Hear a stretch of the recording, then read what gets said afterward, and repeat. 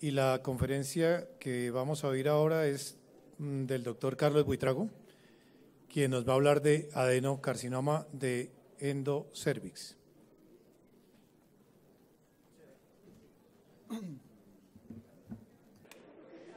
Muy bien. Tenemos imagen, perfecto. Bueno, muchas gracias, me cogieron de imprevisto aquí. Muy bien, vamos a hablar entonces de este segundo tema que me asignaron. No es más fácil tampoco, aunque es un tema en el cual me muevo más como pez en el agua porque es un tema de patología cervical. Cuando uno junta estos temas para hablar en histeroscopia y adenocarcinoma se le complica la vida y ya lo van a ver por qué. Pero vamos a hacer entonces primero un análisis del adenocarcinoma. Lo primero descrito como adenocarcinoma in situ se hizo en el año 52, o sea, no estamos muy lejanos. Y es una enfermedad rara, realmente es una enfermedad poco frecuente, de 1.2 casos por 100.000. Perdón. Y la representación con respecto a la enfermedad escamosa es las relaciones de 1 a 50, es decir, 50 veces la enfermedad escamosa contra 1% de una vez la enfermedad glandular. Se dice que el adenocarcinoma in situ ha aumentado mucho en números absolutos y relativos, no solamente relativos, que en promedio se ocurre el adenocarcinoma in situ a los 37 años, o sea, y cada vez va siendo pacientes mucho más jóvenes, y el adenocarcinoma invasor es a los 51 años. Si uno mira la tabla de incidencia poblacional, pues uno mira que los países desarrollados tienen muchísimo más porcentaje de adenocarcinoma, pero cuando uno mira cifras crudas, números absolutos, vemos que seguimos siendo los países siguen siendo los países subdesarrollados los que aportan el mayor número de pacientes, aunque no sea proporcional. Y aquí estamos en Sudamérica, seríamos los que aportamos una gran cantidad de adenocarcinomas. Conclusión, porcentualmente le da más, por ejemplo, a los gringos, pero nosotros vemos en el día a día más adenocarcinoma que ellos. Y lo que ha pasado con el adenocarcinoma y la enfermedad escamosa es diferente. La enfermedad escamosa se ha logrado bajar su incidencia, tanto en incidencia como en mortalidad. Sin embargo, para la enfermedad glandular y la enfermedad adenoescamosa no se ha podido bajar la incidencia. Es decir, a pesar de todas estas cosas que se hacen de promoción, prevención, tamización, etcétera, y en el estudio que ustedes miren, siempre hay una tendencia a bajar de la enfermedad escamosa y a persistir la de la enfermedad glandular, aunque algunos han reportado, algunos autores, que después de los años 90 esto empezó a cambiar un poco. Pero queda en el medio, o queda en el ambiente, como que falta algo todavía con la enfermedad glandular, y pareciese que el manejo que se le da hoy en día es un manejo subóptimo. Entonces, hay una frase que me gusta mucho del doctor Penny que dice que las lesiones glandulares cervicales preinvasivas e invasivas se consideran un reto excepcional. O sea, es una enfermedad más difícil por muchos aspectos. Y empecemos. Hombre, obviamente hay ausencia de indicadores clínicos. O sea, todos sabemos que el cáncer de cervix, cuando ya manifiesta, está muy enfermo el paciente. Cuando ustedes miran el rendimiento de la citología cervicovaginal para la enfermedad glandular es mucho menor, porque la enfermedad se ubica mucho más arriba, está metida dentro de las criptas glandulares y obtener una buena muestra es difícil. Y también el entrenamiento de las personas, están muy entrenadas en la enfermedad escamosa, pero no saben mucho de la enfermedad glandular. Y a nivel de la citología, la variabilidad interobservador también es muchísimo mayor cuando se hace en enfermedad glandular. Ya que se lleva colposcopia, los colposcopistas tampoco mucha gente no sabe verla, o muchos sabemos disque verla y no la vemos porque los cambios colposcópicos vamos a ver que son mínimos. Y otra cosa que sucede es que la lesión a veces se eclipsa por la lesión escamosa, que es la que hay del aceto blanco, esas cosas grandes, y uno se va detrás de esa lesión, pellizca esa lesión, pero nunca está pensando en la que esta pueda tener adicionalmente una enfermedad glandular. Cuando ya uno manda la patología, le pasa lo mismo al patólogo, no está tan acostumbrado a leer la enfermedad glandular como la enfermedad escamosa, a veces ni se sabe en la clasificación, etc. Y por último, cuando ya llega otra vez al clínico, el manejo siempre es un poquito más agresivo, siempre tiene un temor a que se haga un manejo más conservador. Sin embargo, hay unas cosas promisorias para la enfermedad glandular, no todo es malo. Los avances, como son las técnicas de tamización nuevas, básicamente hablando de la prueba de papilomavirus humano, la detección de papilomavirus como prueba de tamización, seguimientos de pacientes que ya han estado enfermos, seguirlas con pruebas de papiloma. Sabemos que para la adenocarcinoma es mucho mejor una prueba de papiloma que una citología. Y la vacunación. son herramientas que son efectivas. Las dos primeras no tienen discusión alguna, se sabe pues muy claro que es mucho mejor en la enfermedad glandular que en la citología, las pruebas de papiloma, y en vacunación también se ve, cuando usted utiliza vacunas, sea la bivalente o la tetravalente, para enfermedad escamosa, usted va a ver que tiene un poquito menos protección que la enfermedad glandular, 68 versus 79, y lo mismo pasa con la nonavalente, de 80 versus 89, es decir, previene un poco más la enfermedad glandular en el cérvix que la enfermedad escamosa. Este es un estudio de la doctora Gloria Sánchez con la base de información de Cali, donde muestra la posibilidad de protección en Colombia de la bivalente y la cuadrivalente para el escamoso de 65, y vean que es un poco más para el adenocarcinoma. Y si utilizáramos la nonavalente cuando ya entre en forma, tendría 19% más, y miremos que 23% más todavía en el adenocarcinoma. Es decir, estamos ante un buen futuro si logramos impulsar pues esta vacunación. Muy bien. Pero eso es la conclusión de que la vacunación contra el papiloma va a ser como la herramienta más eficaz pues, para la prevención del adenocarcinoma de cuello uterino. Hay unos factores de riesgo para cáncer de adenocarcinoma que ya están muy bien identificados, sobre todo el papiloma 18 es el que más se asocia que el 16, y hay otros que la obesidad y todo lo que tiene que ver con enfermedad glandular, pues también lo conocemos, es bastante importante. Recordemos que el Bethesda, ha habido 3 Bethesdas, el del 91, que empezó a hablar de las anormalidades glandulares y las llamaba como AGUS, pero a los gringos les parecía que AGUS y ASCUS era muy parecido y que se equivocaban los gringos, entonces lo cambiaron a AGC. Entonces las anormalidades a partir del 2001 se empezaron a hablar de anormalidades como AGC. Y estas son las anormalidades en citología, y uno no lo puede creer que yo le pregunto a los ginecólogos, dígame cuáles son las anormalidades escamosas en la citología. Perfecto, ASCUS, líquido bajo grado, SSH, ¿cuáles son las enfermedades glandulares? Las anormalidades glandulares, AGUS, o sea, se quedan, se pelan, no saben. Las anormalidades glandulares definitivamente no son sino estas, no existe sino esta. La AGC solita, la AGC a favor de neoplasia, el adenocarcinoma in situ o el sugestivo de adenocarcinoma. La gente se confunde mucho con el término NOS. Cuando uno habla de NOS quiere decir que el patólogo le dice, es una AGC solo, no con un sitio que no especifica, porque la anormalidad glandular puede ser o en el endocérvix o en el endometrio, o si el patólogo no le especifica a uno, y vamos a ver por qué es importante. Lo mismo pasa con el AGC a favor de neoplasia, este ya tiene un apellido, por eso hay que ponerle mucha atención, porque también puede ser endocervical, endometrial o NOS. Todo el mundo piensa que AGC NOS es una sola cosa, no. AGC NOS es cuando está sin apellido, AGC a favor de neoplasia, vuelvo y les digo, puede ser de estas formas. Entonces, esto es importante para el manejo de los pacientes. Obviamente es una citología también poco frecuente, no tan frecuente como las lesiones escamosas, donde las más frecuentes siempre van a ser las NOS, es decir, el patólogo no le compromete a decir si le parece más de endometrio o endocérvix, la segunda es de endocérvix y algunas se pueden comprometer, es muy raro que a un patólogo o a una citología le llegue a uno como AGC endometrial. Los hallazgos, lo que uno encuentra cuando uno tiene una alteración citológica de este caso, va a depender de la alteración. Obviamente una AGC sin apellido pues va a encontrar menos patologías, pero aún así son más altas que para las lesiones de bajo grado escamosas. Entonces 3 a 17% pueden tener cáncer invasor, 20 a 50% pueden tener NIC2 o NIC3, ¿correcto? Uy, perdón. Y obviamente si es una AGC a favor de neoplasia, pues la posibilidad de estar enfermo es muy posible. Para mí una AGC a favor de neoplasia es un cáncer hasta que no se demuestre lo contrario, y uno tiene que ir hasta el fondo con esa paciente. Muy bien. Entonces la importancia que les decía de que a uno el patólogo le dijera de dónde viene esa anormalidad glandular es por esto, es porque lo que uno va a encontrar en la patología. Si usted tiene una AGC endometrial, pues la posibilidad de tener enfermedad es en el endometrio, casi un 15%. Si usted lo que tiene es un AGC endocervical, pues la mayor posibilidad de que tenga es una enfermedad en el cérvix. Y curiosamente, lo más probable es que sea una enfermedad escamosa, no glandular. Pero si tiene una AGC NOS, pues va a estar ahí en la mitad, como que puede ser del uno o del otro. Por eso, cuando tenga una anormalidad glandular en su cerebro, usted debe ir analizando qué es lo que tiene al frente, si es endometrial, endocervical o no está especificada. Los hallazgos patológicos de la citología del AGC va a depender de varias cosas, o hay factores de riesgo para uno encontrar, es decir, le va más mal a la posmenopáusica con una AGC que una joven. Las pacientes obviamente mayores de 50 años, Y las pacientes que están sintomáticas, es decir, las que tienen sangrado uterino, etcétera, van a tener más probabilidad de enfermedad glandular.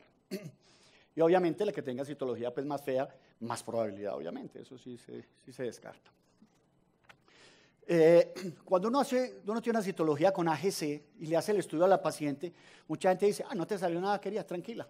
Pues no se puede uno quedar tan tranquilo como en la enfermedad escamosa, o sea, la predictibilidad no es tan buena, es decir, uno va a seguir con riesgo incluso hasta 15 años después de tener esa citología alterada, aun cuando el primer estudio le haya salido negativo. Por eso esas pacientes se deben vigilar un poco más intensamente que las de enfermedad escamosa.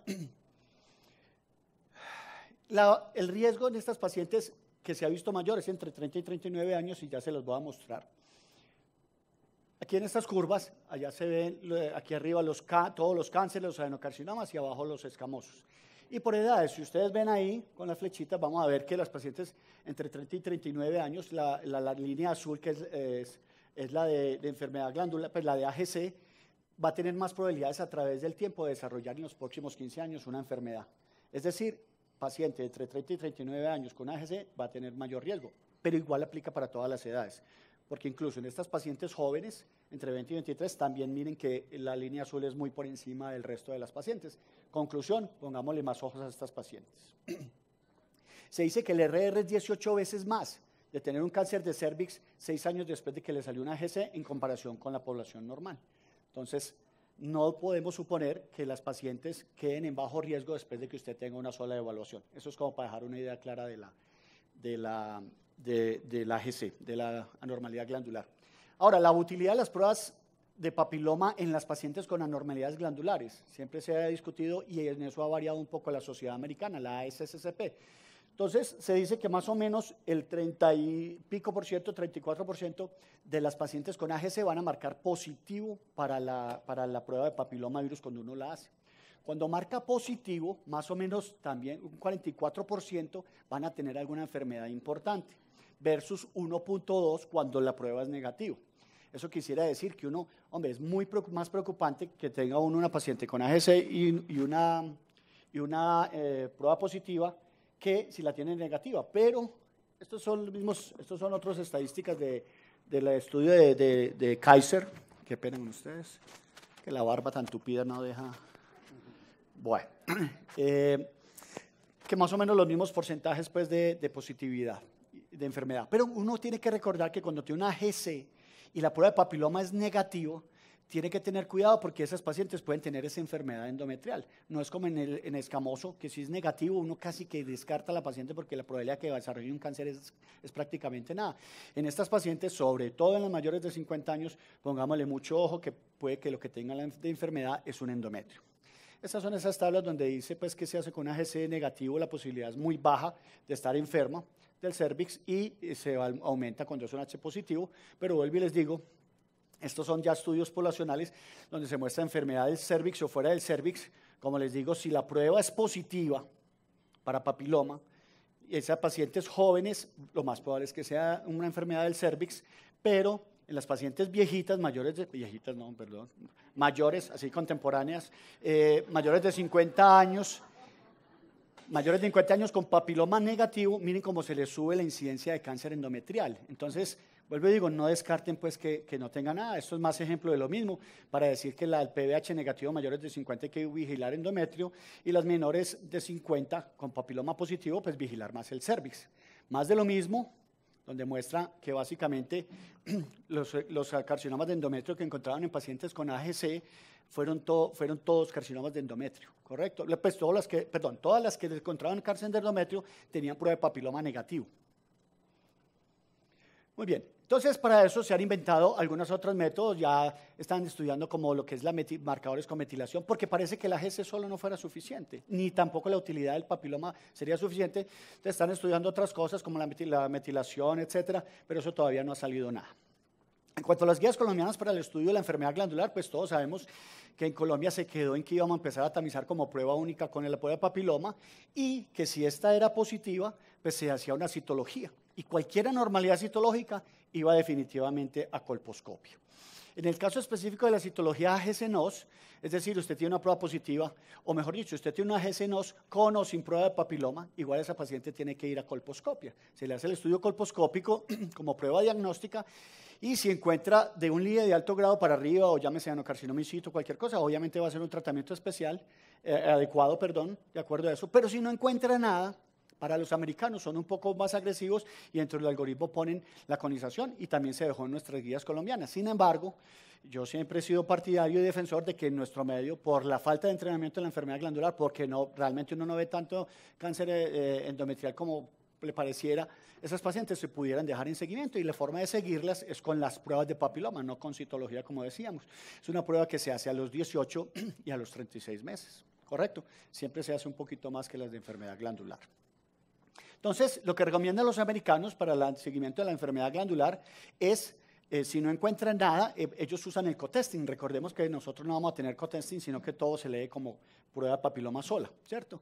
Esto fueron las guías del 2012. Sin embargo, como siempre digo yo, si uno no tiene forma de hacer una prueba de papiloma, porque no todos vivimos en las mismas circunstancias, no todos podemos atender a las pacientes en la clínica del country, entonces lo que hacemos es volver a una guía anterior, volvemos a las guías del 2006, que dice, usted siga a esa señora mínimo con citología cada 6 meses por 2 años, ¿correcto?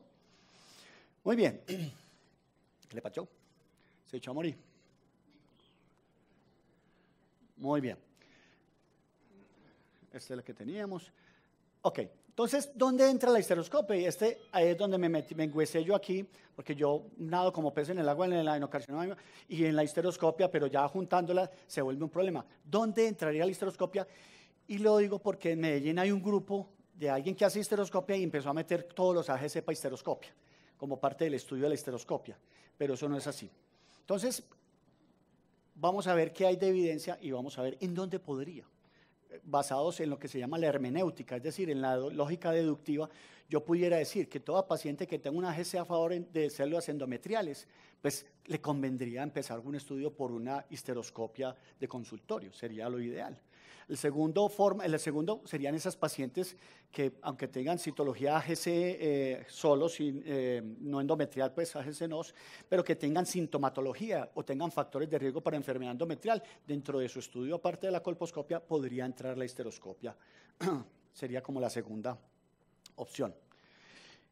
Sin embargo, uno cuando mira la efectividad, cuando usted está analizando cáncer de cervix, resulta de que las biopsias de consultorio son muy buenas para diagnosticar cáncer, tienen una alta sensibilidad y especificidad para diagnosticar cáncer. Puede que no les sirva para diagnosticar otras cosas, pólipos, enfermedades benignas, etcétera, pero para cáncer es alta. De hecho, incluso el citocepillo, y no es un citocepillo pues, como el de la citología, sino un citocepillo especial para endometrio, también tiene alta sensibilidad y especificidad para enfermedades como cáncer y hiperplasias. Obviamente, un citocepillado no va a ser bueno para encontrar un pólipo ni una endometritis, pero sí va a ser bueno para encontrar cáncer. Entonces, aquí está, que muestra que tiene sensibilidades y especificidades del CitoBrush muy buenas, muy cercanas a llevar la paciente a curetaje incluso. O sea, es muy bueno. Conclusión, con cualquier cosa que usted le haga, va a ser el diagnóstico. Entonces, ¿será que hay que llevar a las pacientes a histeroscopia en vez de hacerle una biopsiecita en la colposcopia al tomarle una muestra endometrial? Entonces, me metí a la tarea de buscar todo lo que haya endocervicoscopia y histeroscopia pues, en patología endometrial, y se define como la técnica, la endocervicoscopia, como una técnica con equipo histeroscópico normal que hacemos, que es el Betoki, pero con una clasificación colposcópica. Es como la fusión de las dos. Y la principal indicación que se aparece en la literatura es en aquellas pacientes que tienen una citología positiva, usualmente pacientes con enfermedades de alto grado, lesiones de alto grado, y la zona de transformación no es visible. Entonces la gente dice, eso está todo dentro del canal. ¿Será que un aparatico que me ayude a entrar a mirar nos ayudará a encontrar más sensibilidad en estas pacientes? Entonces miremos qué hay. Bueno, y tiene 4 pasos la endocervicoscopia. Primero uno echa ácido acético, común y corriente como una colposcopia, y luego haría la exocervicoscopia, luego hace la endocervicoscopia, y por último hace la histeroscopia convencional. Esto no deja de ser nada diferente a lo que hacemos en el día a día de una histeroscopia de consultorio. Y esto es todo lo que hay en la literatura. 4 pútridos artículos. Y digo pútridos porque ya van a ver. Ninguno está hecho para enfermedades glandulares. Ninguno está hecho para enfermedades glandulares. El primer estudio es un estudio con 95 pacientes donde le echan ácido acético y miran, pero está hecho para pacientes con citologías LIDE de alto grado y colposcopia no satisfactoria. Entonces pueden mirar ahí, acercar el histeroscopio, miran los cambios y lo reportan. Sin embargo, la conclusión de este trabajo, que aunque es una técnica segura y es fácil de hacer, etcétera, le pudiera uno ayudar a mirar la profundidad de la resección. O sea, solo participa en la profundidad de la resección.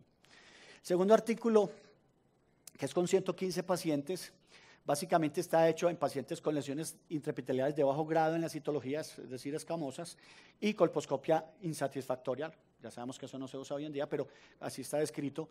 Y la conclusión en estos, básicamente, es que detectó solamente 7.8% de lesiones en el canal. Es decir, me están saboteando. Es decir, el aporte que hace es muy poco, es relativamente bajo. ¿De verdad no me van a dar? ¿Qué le hago? ¿El cable? No es el cable. Ah, sí, es el cable. Muy bien, entonces el porcentaje de lesiones diagnosticadas en el canal fue demasiado bajo. Entonces, la verdad, no sirve mucho en ese caso. Estamos como graves. Sí bajó. Espérate a ver que no quiere, está necio. Ya bajó, listo.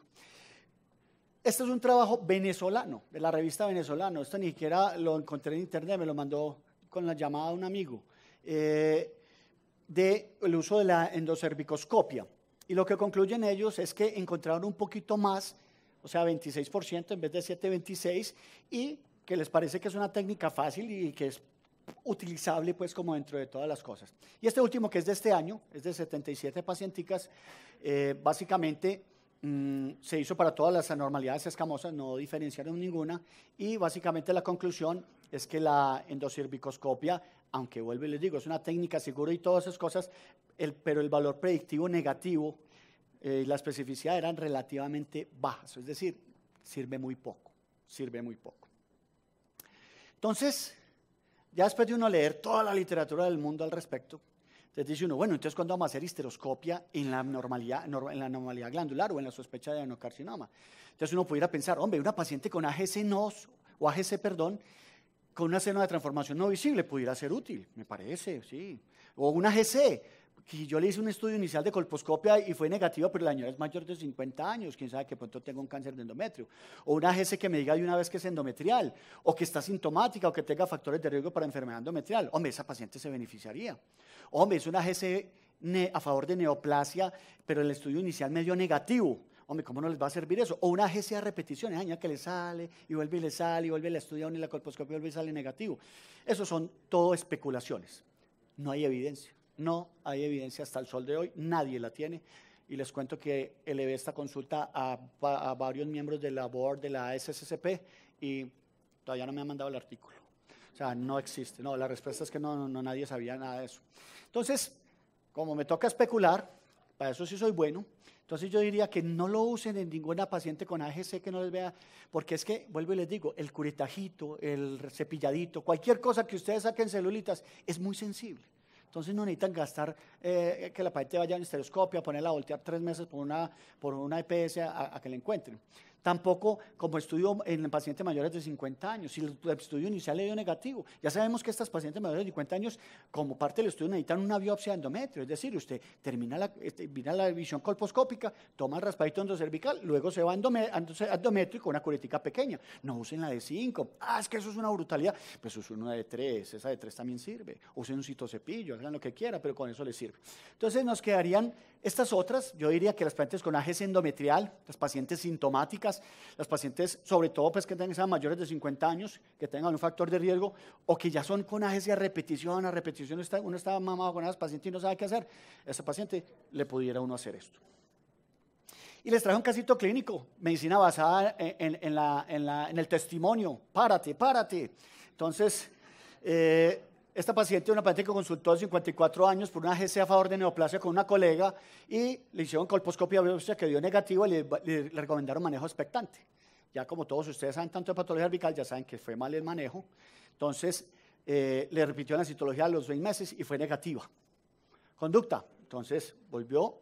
Entonces, la paciente vino donde mí para que yo le dijera, me pidió una segunda opinión, entonces yo pedí una relectura de toda la patología y toda la citología, y el citólogo me reporta que sí es una AGC a favor de neoplasia, y miraron entonces el estudio de patología de la biopsia fue negativo, entonces lo que yo hice fue la conización, que es lo que está indicado en estos casos. Entonces la llevamos a conización y esta paciente el cono fue negativo, entonces conducta, hagamos una histeroscopia de consultorio, yo no me quedo tranquilo, una paciente mayor de 50 años, no ha salido nada, es una AGC a favor de neoplasia, el de la citología me dice que sí, y le hice la histeroscopia de consultorio. Esto fue lo que encontré terminando el canal endocervical. Esto es un testimonio, advierto. Encontré estas lesiones, que es algo parecido a esto. Realmente este no es el caso original del paciente. Espérate, ¿por qué no quiere? Está necio esto. Uno entra con el endoscopio. Esta son la parte de las criptas endocervicales que uno va terminando de entrar y terminando de entrar. Vuelvo, le digo, este no es el caso. Este es uno de los casos de adenocarcinoma endometrial bajito. Y uno ve ciertas lesiones proliferativas con vasos atípicos, con áreas de necrosis, es friable, sangra fácil, etc. ¿Correcto? Esa paciente, la paciente real, le tomé biopsia de ese sitio y dio un adenocarcinoma endometrioide grado 1. ¿Correcto? Cervical, ¿no? Endocervical. Y es que las lesiones endocervicales o el adenocarcinoma endocervical, la mayoría están en los primeros 15 milímetros del cérvix. Esa es la ubicación. La mayoría van a estar en los primeros 15 milímetros del cérvix. O sea que son relativamente fáciles de diagnosticar. Se dice que entre más vieja la persona, entre mayor edad, mayor riesgo de tener lesiones más extensas, eso es obvio.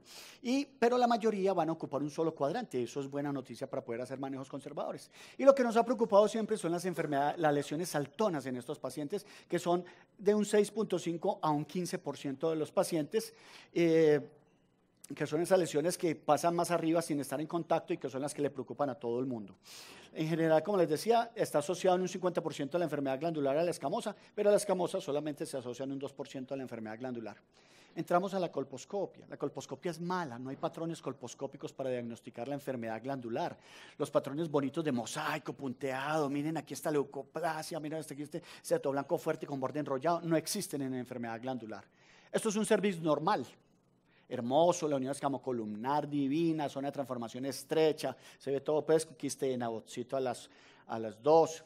Y estos son los cambios colposcópicos que ustedes pueden encontrar en una paciente con adenocarcinoma. Lo que se ha visto como afectación papilar, que son parches definidos en la parte que son de vellosidades, toma el acético y entonces uno lo ve en la parte como glandular. La gemación, las zonas acetorrojas y acetoblancas, eso es un concepto interesante, acetorrojo y acetoblanco, aberturas glandulares y vasos sanguíneos, y les voy a mostrar algunas porque de pronto por histeroscopia la ven.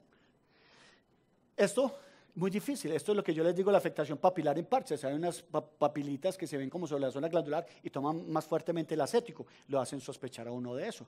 Ahí está más el detalle de esta imagen colposcópica. Esta es una proliferación irregular de la parte endocervical, de la parte que también le hace uno la fusión de las cabezas glandulares con cabezas grandes, como más exuberante, lo hacen pensar a uno en eso. Lo que les digo de parches acetorrojos y acetoblancos, es muy normal que uno eche el acético y se ponga muy pálido el cervix. Si usted persiste ese rojo casi sanguinolento con eso acetoblanco, así como sucio, ese puede ser una lesión acetoblanco y acetorroja. A veces es muy difícil yo decirle que esto es un adenocarcinoma, a ver, pues, péguese de dónde. Entonces, por eso digo que uno puede ser muy buen colposcopista, pero a veces se le puede pasar la lesión. Más de lo mismo. Y las aberturas glandulares... el cable. Las aperturas glandulares, eso no es el cable, es un saboteador.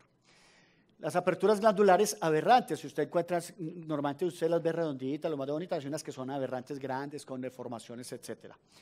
Estas pues como las de fotos de libro, estas son diagnóstico de portero, pues esto sí, que no vea que esto es un cáncer, pues esta es llevado. De todas maneras, la colposcopia tiene muy baja sensibilidad, es decir, tiene más baja sensibilidad que la citología, por eso no nos sirve. De hecho, hay un estudio que de 112 pacientes encontraban cambios colposcópicos solamente en 11, cambios colposcópicos mínimos. Y otro estudio que de 167 pacientes que tenían AGC encontraron enfermedades en 10. enfermedades glandulares, y 0 tenían cambios colposcópicos, 0 tenían informe de colposcopia. Es decir, la colposcopia no sirve. Ya pues para ir concluyendo, las pacientes con adenocarcinoma in situ, recordemos que el manejo hoy en día sigue siendo la histerectomía abdominal, pero hay una tendencia a hacer manejo conservador. Recuerden que el adenocarcinoma cada vez va a ser en gente más joven, en mujeres más sardinas, mujeres que también están postergando su fertilidad, entonces ya muchas mujeres le piden a uno eso. Hay que tener mucho cuidado en los pacientes porque aún con bordes negativos, un 14% de pacientes recidivan, aún con bordes negativos, es decir, bastante alto. Y recuerden que el diagnóstico definitivo de un adenocarcinoma in situ siempre se hace con una conización, no con una biopsia. La biopsia es insuficiente, siempre debe ser bajo previa conización para descartar el adenocarcinoma invasor. Lo que preocupa a la gente para hacer el manejo conservador del adenocarcinoma in situ es, hombre, los bordes negativos no nos garantizan de que se cure, 14% residente le da uno miedito, ese es un punto negativo. ¿Qué tan profundo debe ser el cono? Se supone que debe ser un poquito más profundo porque las criptas glandulares son más profundos. Si radiofrecuencia o conización fría, no me voy a poner a pelear hoy porque yo llevo peleando muchos años en que la radiofrecuencia me encanta. La recidiva puede ser como invasor, no solamente como in situ.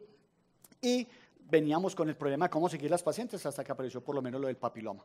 Pero como les digo, cada vez se diagnostica más frecuente, 30% de las mujeres de adenocarcinoma tienen menos de 35 años y la mayoría van a ser nulíparas. Recordemos que la mayoría de esas lesiones están en la unión escamocolumnar en los primeros 15 milímetros, es decir, se van a beneficiar de un tratamiento conservador, no van a necesitar sacarle todo. Y que las pacientes jóvenes van a tener lesiones más pequeñas, entonces son susceptibles de resección. Y las lesiones, la mayoría también son unifocales. Por último, las consideraciones finales para el manejo conservador. Perdón. Recordar que en caso de márgenes positivos siempre obliga a una reconización. No puede ir a histerectomía, excepción hecha de que no sea conizable, pero en términos generales, siempre con un cono con bordes negativos es el diagnóstico final. Si los bordes son negativos, se puede hacer seguimiento siempre con, ojalá co-testing, dicen los americanos, pero bien con el test de papiloma y siempre hacer colposcopia y biopsia con curetano cervical así usted no encuentre nada. Ya estoy terminando. Ok, dejemos esto así. Listo, yo creo que es todo lo que tenía para decirles de adenocarcinoma e histeroscopia. Con la bendición del Papa que pasó por la clínica de nosotros allá y nos echó la bendición.